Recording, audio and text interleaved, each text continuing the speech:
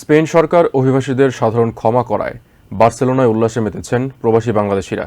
এর ফলে স্পেনে থাকা প্রায় ৮০০,০০০-এর বেশি অনিবন্ধিত অভিবাসী বৈধতা ও কর্মসংস্থানের সুযোগ পেতে যাচ্ছেন। দীর্ঘদিন নথিপত্র না থাকায় মানবেতর জীবন কাটানো প্রবাসীদের মাঝে এখন স্বস্তি ফিরেছে। তবে স্পেনের মানবিক চিত্রের বিপরীতে গ্রিস সীমান্তে উল্টো চিত্র দেখা গেছে।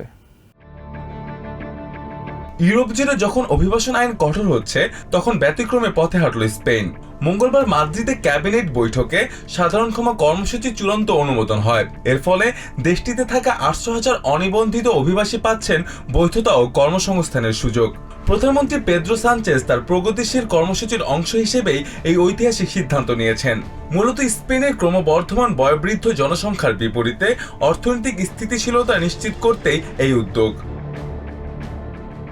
সরকারের এই ঘোষণায় বার্সেলোনায় উল্লাসে মেতেছেন বাংলাদেশি কমিউনিটির সদস্যরা। দীর্ঘদিন নথিপত্রহীন থাকায় যারা মানবেতর জীবন কাটাচ্ছিলেন, তাদের মাঝে ফিরছে স্বস্তি। নিজেদের সেই কষ্টের অভিজ্ঞতার কথা বলছিলেন বার্সেলোনায় বসবাসরত মুরুল ওয়াইদ। পরিকল্পনা অনুযায়ী শর্ত পূরণকারীরা ১ বছরের রেসিডেন্সি ও ওয়ার্ক পারমিট পাবেন। ১৬ এপ্রিল থেকে অনলাইনে এবং ২০ এপ্রিল সশরীরে আবেদন শুরু হয়ে চলবে ৩০ জুন পর্যন্ত। সরকারের এই সিদ্ধান্তে উন্নত ভবিষ্যতের স্বপ্ন দেখছেন অভিবাসী তরুণ রিফিক।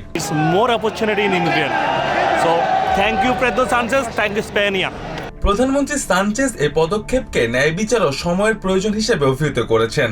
সরকারের এই মানবিক সিদ্ধান্তে অভিবাসীদের ভাগ্য বদলে যাবে বলে বিশ্বাস হুসাইন দেলোয়ারের।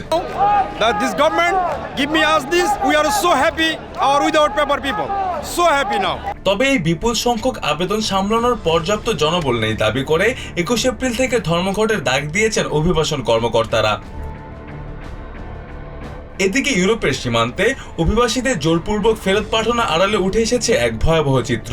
গ্রিক পুলিশের হয়ে অন্য অভিবাসীদের উপর নির্যাতন ও পুশব্যাক করতে ব্যবহৃত হচ্ছে একদল মার্সেনারিজ।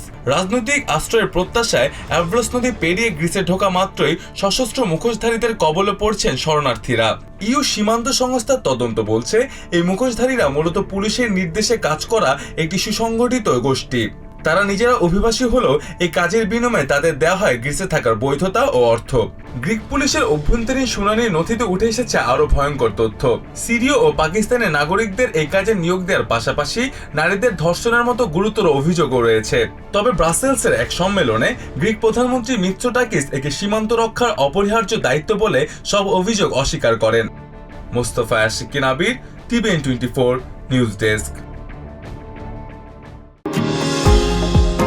নিউ ইয়র্ক থেকে সম্প্রচারিত টিভিএন 24 টেলিভিশন বিশ্বজুড়ে বাঙালির কণ্ঠস্বর।